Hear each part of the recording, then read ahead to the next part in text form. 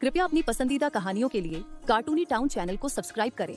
अच्छे संस्कार और ज्ञान का ये सफर जारी रखें। निर्मला अपने 2 बेटों, बहुओं, बेटी और घर जमाई के साथ रहती थी। कहने को तो निर्मला देवी का भरा पूरा परिवार था और भगवान की दया से किसी चीज की कोई कमी नहीं थी। अरे मीना, ओ मीना कामचोर कहीं की, खाना बना के नहीं? बस माँ जी, बन ही गया है। अरे बस मुफ्त की रोटियां तुड़वा लो इन सब से, तो जहाँ कोई छोटा सा काम आया नहीं कि मर गई इन सब की नानी। अरे वो तेरी जेठानी सीमा महारानी कहाँ है? माँ जी, जीजी तो घर के पीछे गाय को चारा डालने गई है। अगर इस घर में मैं ना हूँ तो ना जाने इस घर का क्या होगा। तभी निर्मला की नजर सीमा की बेटी सरला पर जाती है, जो कि किचन में अपनी चाची के पास बैठी नाश्ता कर रही थी। ए सरला की बच्ची, जब देखो जब खाना ही ठूसती रहती है। अरे कभी कभार इन हाथों को कष्ट भी दे लिया कर। चल बाहर आके आंगन साफ कर। माँ जी, सरला कैसे कर पाएगी? वो तो अभी 10 साल की छोटी बच्ची है। तुझे कौन सा घर संभालना आता है? बड़ी आई माँ जी, ये अभी 10 साल की बच्ची है। अरे घर का काम सिखा रही हूँ, एहसान मानोगे तुम सब मेरा। तभी उनकी बेटी और दामाद अपने रूम से बाहर आते हैं। अरे जाग गई मेरी बच्ची, आजा, तेरे और दामाद जी के लिए बढ़िया चाय मंगवाती हूँ। ए मीना की बच्ची, जा 3 कप बढ़िया अदरक और इलायची की चाय बना के ला रही हूँ माँ जी। अरे ये जीजी तो नवाबों के खानदान से है, अपने ससुराल तो जाती नहीं है और भैया पूरे कुनबे के साथ छाती पर बैठी है। मीना चाय नाश्ता लगा देती है। तभी वहाँ सीमा आ जाती है। जीजी आ जाओ, आप भी नाश्ता कर लो। कल रात से आपने भी तो कुछ नहीं खाया था ना? हाँ हाँ, सुबह सुबह नाश्ता ठूस लो तुम दोनों। अपने घर तो 2 वक्त की रोटी भी नसीब नहीं थी, यहाँ देखो कैसे ठाठ से रोटियां तोड़ती है। माँ जी, सारा दिन घर में मेहनत करते हैं, तब कहीं जाके 2 वक्त की रोटी नसीब होती है। बाहर निकलो तुम दोनों इस रसोई से, बड़ी आई मेहनत करने वाली। आज मैं देती हूँ तुम दोनों को मेहनताना। दादी माँ और चाची ने रात को भी कुछ नहीं खाया था, आप प्लीज इन दोनों को खाना खा लेने दीजिए। देखो तो पिद्दी भर की छोकरी है, चली है मुझे आंखें दिखाने। तभी वहाँ निशा का बेटा आ जाता है। ओ मम्मी, ये कैसा शोर मचा रखा है? एक तो रात को इतना लेट सोया था और सुबह भी कोई ठीक से सोने नहीं देता। अरे मेरे राजा बेटा, तू जाकर सो जा, इन दोनों को तो मैं देखती हूँ। अरे माँ, क्या बताऊं, अब तो इन दोनों का रोज का ड्रामा हो गया है। मुझे तो लगता है ये जानबूझकर तेरे साथ लड़ती है ताकि तुझे सदमा लग जाए, मर जाए तू और सारी जमीन जायदाद ये दोनों आपस में बांट ले।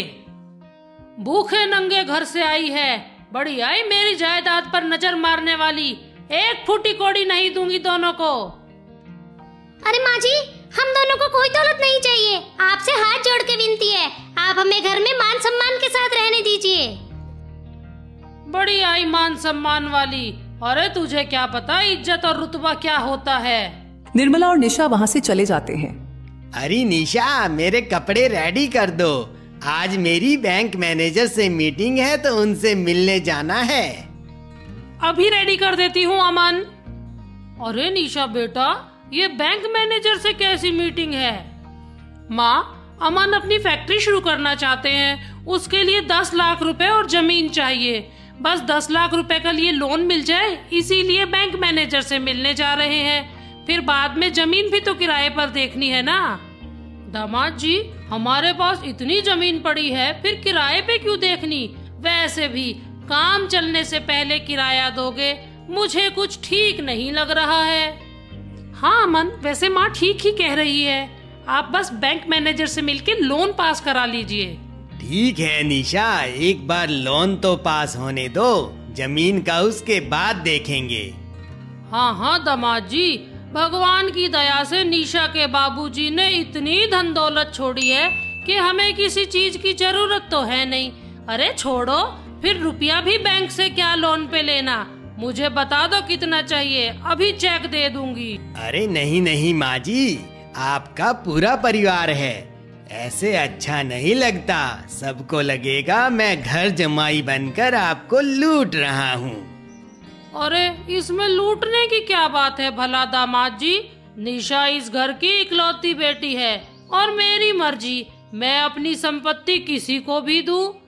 आप इस बारे में ज्यादा मत सोचो, कोई कुछ नहीं कहेगा। दोनों बहुएं एक दूसरे से बातें कर रही होती है, तभी वहाँ निर्मला के दोनों बेटे आ जाते हैं। अरे मीना, देख तो माँ जी दामाद जी पे कैसे पानी की तरह पैसा बहा रही है। उसके लिए तो पैसा और हमें 2 वक्त की रोटी भी ना मिले। छोड़ो जीजी, हमें क्या, अभी तो रोटी ही बंद करी है, पता चलेगा कुछ कहा तो घर से ही निकाल दिया। अरे सीमा, माँ कहाँ पर है? माँ जी तो भी थोड़ी देर पहले ही अपने रूम में गई है। कहो जी, क्या बात है? अरे सीमा कुछ नहीं, बस एक चेक साइन करवाना था माँ से। वेद, माँ अपने कमरे में है तो तू ही जा और माँ से चेक साइन करवा ला। क्या कह रहे हो भैया, मैं और अकेला?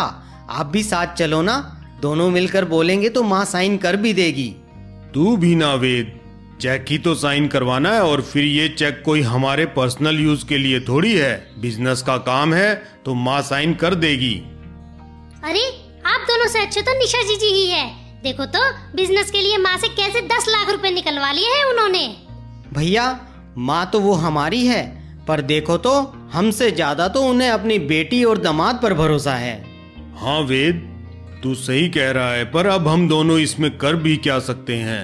माँ के आगे किसकी हिम्मत की कोई कुछ बोले। भैया, माँ के कमरे में निशा और जीजाजी भी होंगे, तो चलो ना आप भी दोनों मिलके साइन करवा लेते हैं। अरे तू भी ना, चलते हैं दोनों। दोनों अपनी माँ के रूम में जाते हैं। आओ आओ, आज दोनों भाई एक साथ, भला क्या स्कीम मिलाकर आए हो? वो माँ, एक पार्टी को 4 लाख रुपए का चेक देना है, बस उसी पे आपके साइन चाहिए थे। दोनों एक साथ आए हो? अमन बेटा, तुम एक बार अच्छे से देख लो, सच में ही चेक देना है या झूठ बोलकर मुझसे पैसा ऐंठने चाहते हैं? ठीक है माँ जी, आज ही चेक करके आपको बताता हूँ। बुरा मत मानना साले जी, माँ जी ने कुछ कहा है तो करना ही पड़ेगा, आखिरकार वो घर की बड़ी है ना। ये क्या माँ, हम दोनों तुम्हारी सगी औलाद हैं और हम दोनों पर इतना भी भरोसा नहीं? हमें सच में यह चेक बिजनेस के लिए देना है। माफ करना बेटा, जब तक दामाद जी नहीं कहते साइन तो मैं नहीं करूंगी। आजकल रुपयों पैसों के लिए खून के रिश्ते ना जाने कब बदल जाते हैं। बेटे तो शादी के बाद बहुओं के हो जाते हैं, साथ तो बस बेटी और दामाद ही देते हैं। माँ, हम तो फिर भी तेरे साथ रहते हैं, इस हिसाब से तो जीजाजी अपने माँ बाप को छोड़कर हमारे घर रह रहे हैं। वो अपने माँ बाप की सेवा तो कर नहीं पाए तो तेरी सेवा कैसे करेंगे? प्रकाश, जबान संभाल कर बात कर, ये इस घर के जमाई हैं। भैया, मैं इस घर में माँ की मर्जी से रहती हूँ, आपको मेरे पति के बारे में ऐसी बातें करने का कोई हक नहीं है। तभी निशा और अमन अपने रूम में चले जाते हैं। निर्मला के रूम से आती आवाज सुनकर दोनों बहुएं भी वहां आ जाती है। माँ, तुम दीदी और जीजा पर विश्वास करती हो, हमें इससे कोई प्रॉब्लम नहीं है, परंतु माँ, हम तुम्हारे बेटे हैं तो हम पर भी तो थोड़ा विश्वास किया करो। अरे देख लिया मैंने तुम दोनों को, जाओ, चले जाओ अब तुम यहाँ से। जब तक दामाद जी नहीं कहेंगे चेक पे साइन तो नहीं होगा। वेद, क्या हुआ? कुछ नहीं मीना, भैया चलो यहाँ से, यहाँ कुछ नहीं होगा। इतना कहे दोनों भाई अपनी अपनी पत्नियों को लेकर बाहर आ जाते हैं। वेद, अब हमारी इस घर में कोई इज्जत नहीं है, हमें अपने लिए कोई और घर देख लेना चाहिए, इस घर में रहने का कोई फायदा नहीं। भैया, ये कैसी बातें कर रहे हैं आप? माँ यहाँ अकेली है, हम माँ को छोड़कर कैसे जा सकते हैं? माँ भोली है तभी तो जीजाजी की बातों में आ जाती है। अगर हम यह घर छोड़कर चले गए तो भैया जीजाजी सब कुछ अपने नाम करवा लेंगे। दोनों बेटा बहू अपने अपने रूम जा ही रहे होते हैं कि छोटी बहू मीना और उसका पति कुछ ऐसा सुनते हैं जिससे कि उनके पैरों के नीचे की जमीन खिसक जाती है। अगले दिन मैंने कल सब सुन लिया था। रात को तुम बातें कर रहे थे ना घर छोड़कर जाने की, फिर अब क्या हुआ? जाते क्यों नहीं हो? माँ, हम तुम्हें छोड़कर कहीं नहीं जाने वाले हैं। कल तो वो बस गुस्से में बोल दिया था। अरे ये क्यों नहीं कहते कि अपने दम पे तो तुम दोनों 2 वक्त की रोटी भी नहीं कमा सकते हो? ये बात सुन दोनों भाइयों को बहुत गुस्सा आता है, पर दोनों ही खून का घूंट पी कर रह जाते हैं। माँ, अब छोड़ो इन बातों को। एक बड़ा कंसाइनमेंट आया है तो उसकी डिलीवरी करनी है। हम दोनों उसी के लिए ऑफिस जा रहे हैं। हाँ, जाने से पहले एक बात और सुन लो। वो जो शहर के बाहर वाली जमीन है वो मैं दामाद जी को फैक्ट्री लगाने के लिए दे रही हूँ। अरे माँ, वो जमीन तो... चुप, मैं तुमसे पूछ नहीं रही हूँ, बता रही हूँ। सारी जायदाद मेरे नाम है, भूलो नहीं। माँ, फिर ये बात हमें बता भी क्यों रही हो? तुम्हें जो करना है तुम वही करोगी। ताकि मेरे पीठ पीछे तुम अमन जी को बुरा भला ना कहो। दामाद जी, ये लो 10 लाख रुपए का चेक, आज ही जाकर अपने अकाउंट में जमा करा लीजिए। धन्यवाद माँ जी, मैं जल्द ही आपके ये सब रुपए लौटा दूंगा। कैसी बातें कर रहे हैं दामाद जी? इन सब की कोई जरूरत नहीं है, आप तो बस अपने काम पर ध्यान दीजिए। और अमन बैंक जाकर चेक को अपने अकाउंट में डिपॉजिट करा देता है। तुम दोनों का जमीन जायदाद का चक्कर पूरा हो गया हो तो अपने अपने कामों पर लगोगी। जी माँ जी। मीना, मैं रसोई बनाती हूँ, तू जाकर बाजार से थोड़ा सामान ले आ। जी भाभी, मैं श्यामलाल काका की दुकान पर जाकर सामान पसंद कर लिस्ट दे दूंगी ताकि शाम तक घर पर पहुँचा दे। मीना बाजार चली जाती है। कुछ दिनों बाद निशा के बेटे का जन्मदिन आता है। माँ, आज राहुल का जन्मदिन है, क्यों ना घर पर पार्टी रखे? क्यों नहीं निशा बेटा, बेटा आज ऐसी पार्टी रखना कि लोगों की आंखें फटी रह जाए। अरे राहुल, मेरी आंखों के तारे, आ गया तू। बेटा जन्मदिन की ढेरों बधाइयाँ। थैंक यू नानी। नानी, मुझे तुमसे एक बहुत अच्छा गिफ्ट चाहिए। हाँ, मेरे लाडे सर, बता क्या चाहिए? सोने की चैन दिला दूं? नहीं नानी, मुझे PS5 चाहिए। अरे निशा बेटा, भला ये क्या बला है? माँ, ये महंगे वाला वीडियो गेम है। अरे तू चिंता क्यों करती है? जा दामाद जी को फोन करके कह दे कि आते हुए राहुल के लिए वीडियो गेम ले आए। कह देना पैसों की चिंता ना करे, वो मैं दूंगी। अब शाम को पार्टी में मेहमान और राहुल के दोस्त आने लग जाते हैं। तभी वहाँ सरला भी तैयार होकर आती है। हैप्पी बर्थडे राहुल भैया। हाँ ठीक है। सरला, आज राहुल के सारे दोस्तों का ख्याल तुझे ही रखना है। अब जा सभी को स्नैक्स और जूस के लिए पूछ। तभी वहाँ मीना आ जाती है और कहती है, अरे सरला, तू यहाँ क्या कर रही है? जा सभी बच्चों के साथ तू भी पार्टी एंजॉय कर। ये मीना भाभी भी ना बीच में टांग अड़ाए तो इनसे रहा ही नहीं जाता है। चाची, मुझे बुआ ने भैया के दोस्तों का ख्याल रखने को कहा है। बेटा तू जा, बुआ से मैं बात कर लूंगी। निशा जीजी, सरला भी बच्चों के साथ एंजॉय करेगी, तो आपने उसको राहुल के दोस्तों का ख्याल रखने के लिए क्यों कहा? भाभी, जितना कहा जाए आप उतना ही काम किया करो। निशा अपनी माँ के पास जाती है और कहती है, माँ देखो ना, आज इतने शुभ दिन पर भी मीना भाभी ना जाने मुझे क्या क्या बोले जा रही है। इस मीना के तो ज्यादा ही पर निकल गए हैं, लगता है काटने पड़ेंगे। थोड़ी ही देर में अमन भी वहाँ आ जाता है। बेटा ये ले तेरा गिफ्ट। अरे माँ जी, क्या जरूरत थी इतना महंगा गिफ्ट देने की? पूरा 50,000 रुपए का पड़ा है। मेरे पास तो इतने पैसे नहीं है कि मैं इसके महंगे शौक पूरे कर सकूं। अरे दामाद जी, क्यों चिंता करते हो? ये तो मैंने दिलवाया है। ले निशा बेटी, तिजोरी की चाबी। जा 50,000 रुपए लाकर दामाद जी को अभी दे। निशा जैसे ही अलमारी खोलती है तो उसकी आंखें फटी रह जाती है। हे भगवान, ये सब क्या हो गया? निशा भागकर अपनी माँ के पास जाती है। अरे निशा, इतनी घबराई हुई क्यों है? कुछ बोलते क्यों नहीं? माँ, सारी तिजोरी खाली है, उसमें कुछ नहीं बचा है। अरे निशा, ये तू क्या कह रही है? चल कर देखते हैं। हे भगवान, मैं तो लुट गई, ना जाने किसने किया है ये। माँ, हमें पुलिस को बुलाना चाहिए। बेटा प्रकाश, तू जल्दी से पुलिस को फोन कर। प्रकाश पुलिस को कॉल कर बुलाता है। थोड़ी देर में पुलिस निर्मला के घर आ जाती है और सभी से पूछताछ करती है। हम सबको आपके रूम्स की तलाशी लेनी होगी, सब एक तरफ आ जाइए। दरोगा जी, मुझे मेरे रुपए चाहिए, आप चाहे जो कीजिए। ये किसका रूम है? दरोगा जी, ये तो मेरी बेटी और दामाद का कमरा है। हमें इसकी भी तलाशी लेनी होगी। अरे ये आप क्या कह रहे हैं, इस रूम की भी तलाशी लेनी होगी?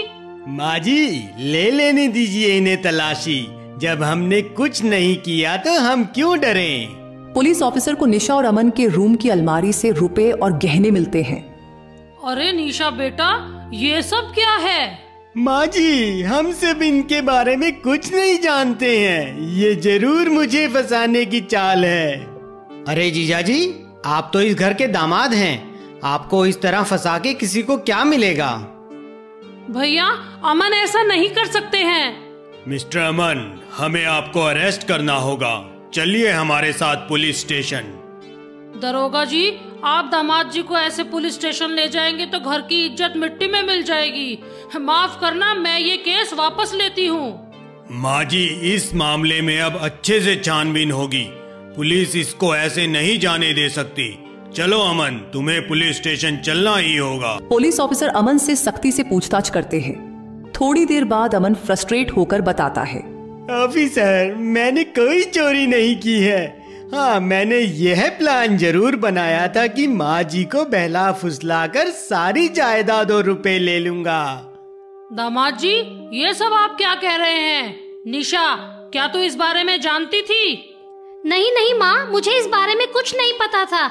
मुझे तो ये यही बताते थे कि नया काम शुरू किया है तो रुपए पैसों की जरूरत होगी। तभी मीना सामने आकर बोलती है, थैंक यू करण भैया। भैया, मीना, ये सब क्या है? माँ जी, अमन जीजा जी की ये सारी चाल हम जानते थे। यदि हम सामने से आपको बताते तो आप और निशा जीजी हम पर कभी विश्वास नहीं करते। माँ जी, ये मेरे दूर के भैया हैं, अभी 1 सप्ताह पहले ही हमारे शहर में ड्यूटी ज्वाइन की है। मैंने जाकर इनसे मदद मांगी तो ये तैयार हो गए। देख लो माँ, तुम्हें अपने बेटों से ज्यादा जीजा जी पर विश्वास था ना, और देखो आज यही तुम्हारे साथ विश्वासघात कर रहे थे। जीजा जी, हमें माफ कर दीजिए, आपके गुनाह आप अपने मुंह से कबूल करें, इसीलिए ये रुपए पैसे हमने आप ही की अलमारी में रखे थे। माँ जी, मुझे माफ कर दीजिए, मैं लालच में आ गया था, आगे से ऐसा कभी नहीं होगा। अमन, मैं तुम्हें कभी माफ नहीं कर पाऊंगी। निशा, मुझे माफ कर दो प्लीज। करण बेटा, तुम्हारा बहुत बहुत धन्यवाद जो आज तुमने हमारी मदद की, पर बेटा मैं ये केस वापस लेना चाहती हूँ। कृपा करके तुम मेरी बेटी के पति को छोड़ दो। अमन जी को अपनी गलती का एहसास हो गया है। माता पिता को चाहिए कि वे सभी बच्चों को मान सम्मान और स्नेह दे, ताकि परिवार में सुख शांति का वास हो। ऐसी रोचक कहानियों के लिए हमारे चैनल को सब्सक्राइब करें